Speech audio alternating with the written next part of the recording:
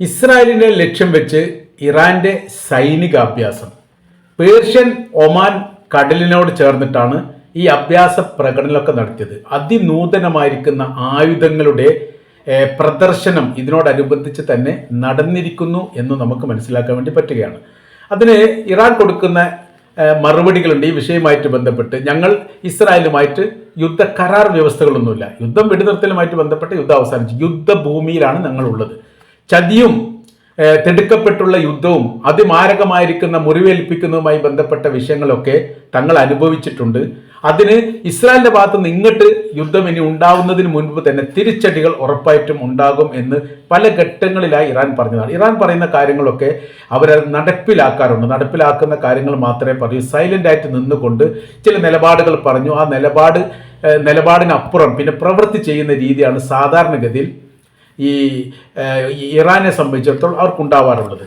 അവർ വിശദീകരണ കുറിപ്പ് തന്നെ പുറത്തിറക്കിയിരിക്കുന്നു. നൂതനമായിരിക്കുന്ന ആയുധങ്ങളുടെ അഭ്യാസം നടന്നിരിക്കുന്നു. മുൻപൊക്കെ ഞങ്ങൾ നടത്തിയത്, അതായത് ഇസ്രായേലിനെ നേരെ നടത്തിയിരിക്കുന്ന ആക്രമണമൊക്കെ പതിറ്റാണ്ടുകൾക്ക് മുമ്പുള്ള ആയുധങ്ങൾ ഉപയോഗിച്ചുകൊണ്ട് പരീക്ഷണം എന്ന രീതിയിലാണ് നടത്തിയത്. എത്രത്തോളം അതിനകത്ത് പ്രേരശേഷിയുണ്ട്, എങ്ങനെയൊക്കെ നമ്മൾ അത് ഡെവലപ്പ് ചെയ്ത് മാറ്റണം എന്നതിനെക്കുറിച്ചൊക്കെ ഒരു പഠിക്കാൻ വേണ്ടി മനസ്സിലാക്കാൻ വേണ്ടിയും അത് ഞങ്ങൾക്ക് ഈ 12 ദിവസം യുദ്ധം നടത്തിയിരിക്കുന്ന 12 ദിവസം ഞങ്ങൾക്കത് ഉപയോഗിക്കാൻ വേണ്ടി സാധിച്ചു. ഇനി ഇപ്പോഴത്തെ സാഹചര്യം എന്ന് പറഞ്ഞാൽ നൂതനമായിരിക്കുന്ന ഒരുപാട് ആയുധങ്ങൾ ഞങ്ങളുടെ കൈവശത്തിൽ ഉണ്ട്. അതിൽ ചിലതിൻ്റെയൊക്കെ പ്രദർശനമാണ് നടത്തുന്നത്, എല്ലാത്തിൻ്റെയും പ്രദർശനമല്ല. വളരെ ശ്രദ്ധയോടുകൂടിയും സൂക്ഷ്മതയോടുകൂടിയാണ് യൂറോപ്യൻ രാജ്യങ്ങളും അമേരിക്ക അടക്കമുള്ള രാജ്യങ്ങൾ ഇറാന്റെ പേർഷ്യൻ ഒമാൻ കടലിലുള്ള സൈനിക അഭ്യാസത്തെ നിരീക്ഷിക്കുന്നത് എന്നുള്ളതാണ്. കാര്യം പറയുന്നത് ഇപ്പോഴും ഇറാന്റെ കൈവശത്തിലുള്ള ആയുധങ്ങളുടെ പ്രഹരശേഷിയെക്കുറിച്ചും അതിൻ്റെ ശക്തിയെക്കുറിച്ചും മനസ്സിലാക്കാൻ വേണ്ടി സാധിച്ചിട്ടില്ല. അതിന് യമന് ഈ അമേരിക്കയുടെ കപ്പലിന് നേരെ നടത്തിക്കൊണ്ടിരിക്കുന്ന ആക്രമണം അതിന് വലിയ ഉദാഹരണമാണ്. ഒരു പ്രാവശ്യം അവരുപയോഗിക്കുന്ന ആയുധങ്ങൾ പിന്നീട് അവർ ഉപയോഗിക്കാറില്ല. അതിനനുസരിച്ച് ആദ്യം ഉപയോഗിക്കുന്ന ആയുധത്തിന് അനുസരിച്ചുള്ള പ്രതിരോധ സംവിധാനങ്ങൾ ഒരുക്കൂട്ടിക്കൊണ്ട് അമേരിക്കയുടെ വ്യോമ സൈനികർ ഇത് കാത്തു നിൽക്കുന്ന സമയത്ത് പിന്നീട് അവർ ഉപയോഗിക്കുന്നത് ഒന്നുകിൽ അതിനേക്കാൾ പ്രേരശേഷിയുള്ളതോ ദൂരപരിധി അതിനേക്കാൾ അപ്പുറമുള്ളതോ ആയിരിക്കും. അതുകൊണ്ട് അതിനെ തടുക്കാൻ വേണ്ടി സാധിക്കാത്ത ഒരു വിഷയമുണ്ട്. ഈ ഇറാനെ സംബന്ധിച്ചിടത്തോളം അവരിപ്പോൾ ഇസ്രായേലിന്റെ മേൽ ആധിപത്യം ഉണ്ടാക്കാൻ അവർക്ക് ഉപകരിച്ച ഏറ്റവും പ്രധാനമായിരിക്കുന്ന കാര്യങ്ങളിലൊന്ന് ഇസ്രായേലിന്റെ പ്രതിരോധ സംവിധാനമായിരിക്കുന്ന അയൺ ഡോമിന്റെ സാങ്കേതിക വിദ്യ ചോർന്നു പോയിരിക്കുന്നു എന്നുള്ളതാണ്. എത്രത്തോളം പ്രേരശേഷിയുള്ളതും ദൂരപരിധി ഉള്ളതുമായിരിക്കുന്ന മിസൈലുകളെ അയൺ ഡോമിന് പ്രതിരോധിക്കാൻ സാധിക്കും, തകർക്കാൻ സാധിക്കും എന്ന് കൃത്യമായി മനസ്സിലാക്കുകയും പഠിക്കുകയും ചെയ്ത ഇറാൻ അതിനെ അതിജീവിക്കാൻ പാകത്തിലുള്ള മിസൈലുകൾക്ക് നിർമ്മിതി നൽകി എന്നുള്ളതാണ്. ഇത് അക്ഷരാർത്ഥത്തിൽ ഇസ്രായേൽ തന്നെ പോലും ഞെട്ടിച്ചിരിക്കുന്ന കാര്യം. എങ്ങനെയാണ് ഇതിന്റെ സാങ്കേതിക വിദ്യ ചോർന്നു പോയത് എന്നതിനെക്കുറിച്ച് അവർ പഠിക്കുന്നുണ്ട്. ഇപ്പോഴും അതിനെക്കുറിച്ച് കൃത്യമായിരിക്കുന്ന വിവരങ്ങൾ പുറത്തു വന്നിട്ടില്ല. അപ്പം ഞങ്ങൾക്ക് വലിയ നാശങ്ങളും നഷ്ടങ്ങളൊന്നും ഉണ്ടായിട്ടില്ല എന്ന് ഇസ്രായേൽ പറഞ്ഞു. അതോടൊപ്പം തന്നെ യുദ്ധവുമായിട്ട് ബന്ധപ്പെട്ട് ഖത്തറിലുള്ള അമേരിക്കയുടെ സൈനിക മേഖലയെ ആക്രമിച്ചതിൽ വലിയ പ്രശ്നങ്ങളൊന്നും ഉണ്ടായിട്ടില്ല, ഒരു മിസൈൽ അങ്ങോട്ട് പോയി, അത്ര മാത്രമേ ഉണ്ടായിട്ടുള്ളൂ എന്നുള്ളതാണ് അമേരിക്കയും പറഞ്ഞത്. അതല്ലാത്ത രീതിയിൽ ഇന്നതാണ് എന്ന് പറയാനുള്ള തെളിവ് കാര്യങ്ങളൊന്നും ഹാജരാക്കാൻ ഇറാന് സാധിച്ചിട്ടില്ല. അവർ പറഞ്ഞിട്ടുണ്ട് നാശനഷ്ടങ്ങൾ ഉണ്ടായിട്ടുണ്ട് എന്നുള്ളത്. എന്നാൽ BBC പോലെയുള്ള ഒരു അന്വേഷണ ഏജൻസിയാണ് ഇതിനെക്കുറിച്ചുള്ള സാറ്റലൈറ്റ് ചിത്രങ്ങൾ പരിശോധിച്ചത്. അതിൽ നിന്നാണ് കൃത്യമായിരിക്കുന്ന സത്യങ്ങൾ പുറത്തു വരുന്നത്. അതിൽ പറയുന്ന കാര്യം, ഈ സംഭവം നടക്കുന്നതിന്റെ തലേ ദിവസം, അതായത് ജൂലൈ മാസം 25-ാം തീയതിയോടുകൂടിയാണ് യുദ്ധം അവസാനിക്കുന്നത്. 24-ന് രാത്രി അല്ലെങ്കിൽ 23-ന് രാത്രി ഈ അമേരിക്കയുടെ സൈനിക താവളമായിരിക്കുന്ന ഖത്തറിലെ ഈ സൈനിക താവളത്തിനോടനുബന്ധിച്ച് ഈ ഇറാൻ നടത്തിയിരിക്കുന്ന മിസൈൽ കനത്ത നാശം ഉണ്ടായിരിക്കുന്നു. ചില ഭാഗങ്ങളിലൊക്കെ കരിയോൽ പോലെ ഇങ്ങനെ പടർന്നിരിക്കുന്ന രീതിയാണ് കാണുന്നത്. അതിന് മുൻപുള്ള ദിവസം, അതായത് ജൂലൈയുടെ മുമ്പുള്ള മാസങ്ങളിൽ, മെയ് മാസത്തിലോ ജൂൺ മാസത്തിലോ ഒക്കെ പരിശോധിക്കുന്ന സമയത്ത് അന്നുണ്ടായിരുന്ന ചില ബിൽഡിങ്ങുകൾ ഇപ്പൊ കാണാനില്ല എന്നുള്ളതാണ്. തൊട്ടടുത്ത ബിൽഡിംഗ് പോലും നിലം പതിക്കുന്ന തരത്തിലുള്ള ശക്തമായിരിക്കുന്ന ആക്രമണം യഥാർത്ഥത്തിൽ ഇറാന്റെ ഭാഗത്തുനിന്ന് ഉണ്ടായിട്ടുണ്ട്. അങ്ങനെ അത് സ്ഥിരീകരിച്ചതോടുകൂടി, അതിനെക്കുറിച്ചുള്ള അഭിപ്രായങ്ങൾ പറയാതെ അമേരിക്ക മാറി നിന്നതോടുകൂടി അത് യാഥാർത്ഥ്യമാണെന്ന് ലോകം അംഗീകരിച്ചു. ഇത് വലിയ നാണക്കേട് അമേരിക്കക്ക് ഉണ്ടായിരിക്കുന്ന കാര്യമാണ്. അവർ പറയുന്ന നാശങ്ങളൊന്നും ഉണ്ടായിട്ടില്ല, എന്നാൽ സാറ്റലൈറ്റ് ചിത്രങ്ങൾ നാശങ്ങൾ ഉണ്ടായിട്ടുണ്ട് എന്നുള്ളതും അമേരിക്ക കളവാണ് പറയുന്നതും എന്നും തെളിഞ്ഞതോടുകൂടി വലിയ രീതിയിലുള്ള നാണക്കേട് അമേരിക്ക കൊണ്ട് ഇസ്രായേലിന് സംഭവിച്ച അതിനാണ്. ഇസ്രായേലിന് വലിയ രീതിയിലുള്ള നിയന്ത്രണ കാര്യങ്ങൾ ഏർപ്പെടുത്തി അവിടുത്തെ ജനങ്ങൾക്ക് രാജ്യം നടക്കുന്ന ഒരു വിഷയത്തെക്കുറിച്ചും സോഷ്യൽ മീഡിയ വഴിയോ അല്ലാത്ത ആ രാജ്യത്ത് പ്രവർത്തിക്കുന്ന മീഡിയകളോ എന്ത് ചെയ്ത് റിപ്പോർട്ടാക്കി കൊടുക്കരുത്. അതെല്ലാം പറയേണ്ടത് ഗവൺമെൻറ്റാണ്. ഗവൺമെൻറ് തലത്തിൽ നിന്ന് കൃത്യമായിരിക്കുന്ന മറുപടി പറയും. ആ മറുപടി അല്ലെങ്കിൽ ഈ വിഷയവുമായിട്ട് ബന്ധപ്പെട്ട കാര്യത്തിൻ്റെ ഔദ്യോഗികത രാജ്യത്തിലെ ഗവൺമെൻറ് പറയുന്നതിന് മുൻപായി നിങ്ങളുടെ അഭിപ്രായം രേഖപ്പെടുത്തത് എന്ന് പറഞ്ഞിട്ട് ഒരു നിയന്ത്രണം ഏർപ്പെടുത്തി.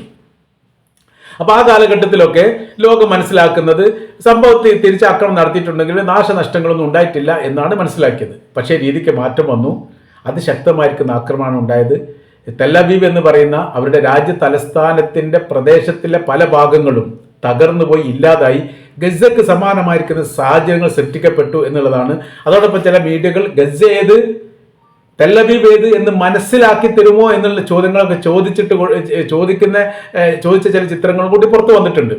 അങ്ങനെ ട്രോളർമാർ ഇതിൽ രംഗത്തിറങ്ങിക്കൊണ്ട് ഓരോരോ പ്രദേശം ഓരോരോ ബിൽഡിംഗ് ഒടിഞ്ഞു തൂങ്ങിക്കിടക്കുന്ന ചില ബിൽഡിങ്ങുകൾ എടുത്തുകൊണ്ട് പ്രദർശിപ്പിച്ചുകൊണ്ട് അവർ ചോദിക്കുന്നു.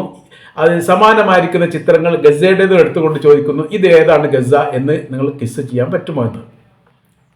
ആ തരത്തിൽ വല്ലാത്ത രീതിയിൽ ട്രോളിയ ഒരു സംഭവം കൂടിയായിരുന്നു ഇറാൻ ഇസ്രായേലിനെ ആക്രമിച്ചതുമായിട്ട് ബന്ധപ്പെട്ട യുദ്ധം. അപ്പോൾ ഇവിടെ കരാർ വ്യവസ്ഥകളൊന്നും ഇല്ലാത്തത് കൊണ്ട് തങ്ങൾ കരാർ ലംഘിച്ചു എന്നൊന്നും പറയാൻ വേണ്ടി സാധിക്കുകയില്ല. മാത്രമല്ല സാമ്പത്തിക നഷ്ടത്തിന് വേണ്ടിയിട്ട്, നഷ്ടപരിഹാരത്തിന് വേണ്ടി ഇറാൻ അന്താരാഷ്ട്ര കോടതിയെയും സമീപിച്ചിട്ടുണ്ട്. അതോടൊപ്പം തന്നെ UN സഭയും സമീപിച്ചിട്ടുണ്ട്. ഞങ്ങൾക്ക് നഷ്ടപരിഹാരം കിട്ടണം, ഞങ്ങൾ സ്വതന്ത്രമായിരിക്കുന്ന ഒരു റിപ്പബ്ലിക്കായിരിക്കുന്ന രാജ്യത്തിന് നേരെ അതിശക്തമായിരിക്കുന്ന ആക്രമണം മുന്നറിയിപ്പ് പോലും ഇല്ലാത്ത രീതിയിൽ ഇസ്രായേൽ നടത്തിയിട്ടുണ്ട്, അമേരിക്ക നടത്തിയിട്ടുണ്ട്. ഒരു സാമ്പത്തിക നഷ്ടവും ആളുകളുടെ മരണങ്ങളൊക്കെ ഞങ്ങൾക്ക് രാജ്യത്തുണ്ടായിട്ടുണ്ട് എന്നതിനാൽ വൻതോതിൽ ഞങ്ങൾക്ക് സാമ്പത്തിക പ്രശ്നങ്ങളുണ്ട്. അതിലെന്ത് ചെയ്യണം? നഷ്ടപരിഹാരം നൽകണം. മുൻപ് സമാനമായിരിക്കുന്ന ഒരു കേസ് ഇതിനു മുൻപ് വന്നത് ഹിറ്റ്ലറുടെ കാലഘട്ടത്തിൽ ജൂതന്മാരെ ഇല്ലാതാക്കാൻ വേണ്ടി ജർമ്മനി ശ്രമിച്ചതുമായിട്ട് ബന്ധപ്പെട്ടാണ്. അന്ന് ജൂത വിഭാഗങ്ങൾ ഇതേപോലെ തന്നെ അന്താരാഷ്ട്ര കോടതിയെ സമീപിക്കുകയും വലിയ രീതിയിലുള്ള സാമ്പത്തിക നഷ്ടം വാങ്ങുകയും ചെയ്തു. ഞങ്ങളുടെ തലമുറ ഇല്ലാതാക്കാൻ വേണ്ടിയിട്ട് ശ്രമം നടത്തിയ ജർമ്മനി ഞങ്ങൾക്ക് നഷ്ടപരിഹാരം നൽകണം എന്നാണ് അവർ ആവശ്യപ്പെട്ടത്. അന്ന് വിധി പറഞ്ഞു. വലിയ രീതിയിലുള്ള സാമ്പത്തിക നഷ്ടം ഈ ഇസ്രായേലിലെ ജൂത വിഭാഗത്തിന് നൽകുകയും ചെയ്തിട്ടുണ്ട്. സമാന സാഹചര്യം നിലനിൽക്കുമ്പോൾ തീർച്ചയായിട്ടും എന്ത് ചെയ്യണം? ഇറാനെ സഹായിക്കേണ്ടതുണ്ട്. ഞങ്ങൾ അറിയാത്ത രീതിയിലാണ് ഞങ്ങളുടെ രാജ്യത്തെ ആക്രമിച്ച് എന്നാണ് പറയുന്നത്. ഇസ്രായേൽ എന്താണെങ്കിലും ചതി ചെയ്യും. ആ ചതി ആയുധം കൊണ്ട് പ്രതിരോധിക്കേണ്ടതാണ്. മാത്രമല്ല അവർ മുന്നൊരുക്കം നടക്കുന്നതിന് മുമ്പ് തന്നെ അവരുടെ തന്ത്രങ്ങൾ പൊളിച്ചെഴുതണം. അതിനെന്ത് ചെയ്യണം? ആദ്യത്തെ ഘട്ടത്തിലുള്ള ആക്രമണം ഇറാന്റെ ഭാഗത്തുനിന്ന് അങ്ങോട്ടുണ്ടാവണം എന്നുള്ളതാണ്. അതായത് ഇസ്രായേൽ ഇപ്പോൾ അപ്രതീക്ഷിതമായിരിക്കുന്ന ഒരു ആക്രമണം നടത്തിയത്, സമാനമായിരിക്കുന്ന ആക്രമണം എന്ത് ചെയ്യണം? ഇറാന്റെ ഭാഗത്തുനിന്ന് ആദ്യഘട്ടത്തിൽ ഇസ്രായേൽ നേരെ ഉണ്ടാവണം. അവിടെയാണ് വിജയിക്കാൻ വേണ്ടി സാധിക്കുക എന്നുള്ളത്. മൊസാദ് ചില തന്ത്രങ്ങളൊക്കെ പ്രയോഗിച്ചിരുന്നു ഇറാന്റെ അകത്ത്. അതും അതിനെക്കുറിച്ച് പറയുന്നുണ്ട്. തന്ത്രങ്ങൾ എന്ന് പറഞ്ഞാൽ ഈ യുദ്ധത്തിന് ശേഷം ആഭ്യന്തരമായിട്ട് കുഴപ്പം ഉണ്ടാക്കാൻ വേണ്ടി വലിയൊരു രീതിയിലുള്ള ജനാവലിയെ, ഒരു ജനവിഭാഗത്തെ അവർ സംഘടിപ്പിച്ചു. 150ഓളം പേര് വരുന്ന ഒരു പട തന്നെ ഈ മൊസാദ് സംഘം ഇറാന്റെ അകത്ത് സംഘടിപ്പിച്ചിട്ടുണ്ട് എന്നുള്ളത്. അവർക്ക് സാമ്പത്തികമായും സൈനികപരമായും ഏതൊക്കെ തരത്തിൽ സഹായിക്കാൻ വേണ്ടി പറ്റുമോ എല്ലാ രീതിയിൽ സഹായങ്ങളൊക്കെ നൽകി ജോലിയില്ലാത്തവരെ സംബന്ധിച്ചിടത്തോളം അവർക്ക് അതിന് കൂട്ടുനിന്നുകൊണ്ട് ഒരു ആഭ്യന്തര പ്രശ്ന കലാപങ്ങൾ ഉണ്ടാക്കാൻ വേണ്ടിയിട്ട് ശ്രമിച്ചു അല്ലെങ്കിൽ ശ്രമിക്കുന്നുണ്ട് എന്നുള്ള വിവരം ഇറാൻ സൈന്യം മനസ്സിലാക്കുകയും വലിയ രീതിയിലുള്ള സൂക്ഷ്മമായിരിക്കുന്ന അന്വേഷണത്തിൻ്റെ ഭാഗമായിട്ട് ഏകദേശം 150ഓളം പേർ അത്തരം വിഭാഗത്തെ പിടികൂടുകയും ചെയ്തു. അതോടുകൂടി മൊസാദിന് ഞെട്ടലൊടിഞ്ഞു. അവരുടെ ഒരു തന്ത്രങ്ങൾ അവിടെ വിജയിച്ചിട്ടില്ല എന്നുള്ളതാണ് യാഥാർത്ഥ്യം. 500-ലധികം ജൂതന്മാർക്ക് സപ്പോർട്ട് ചെയ്ത വിഭാഗവും 10,000-ലധികം മറ്റ് വിഭാഗ സംയുക്തമായ രീതിയിൽ പിടികൂടപ്പെട്ടിട്ടുണ്ട് എന്നുള്ളതാണ്. അതിൽ അവർ പറയുന്ന കാര്യം, ഇറാൻ പറയുന്ന കാര്യം, നല്ലൊരു വിഭാഗം അഫ്ഗാനികളാണ്. അഫ്ഗാനിസ്ഥാനിലെ പൗരന്മാർ ഒരുപാട് ഇറാനിലുണ്ട്. ആ ഇറാനിലുള്ള പൗരന്മാർ ജോലി അന്വേഷിച്ചും മറ്റു പല തരത്തിലും വന്നവരാണ്. കച്ചവട സംബന്ധമായിരിക്കുന്ന കാര്യത്തിൽ വന്നവരുണ്ട്. Tourist വിസയിലും visit വിസയിലും എത്തിയവരുണ്ട്. പല തരത്തിലുണ്ട്.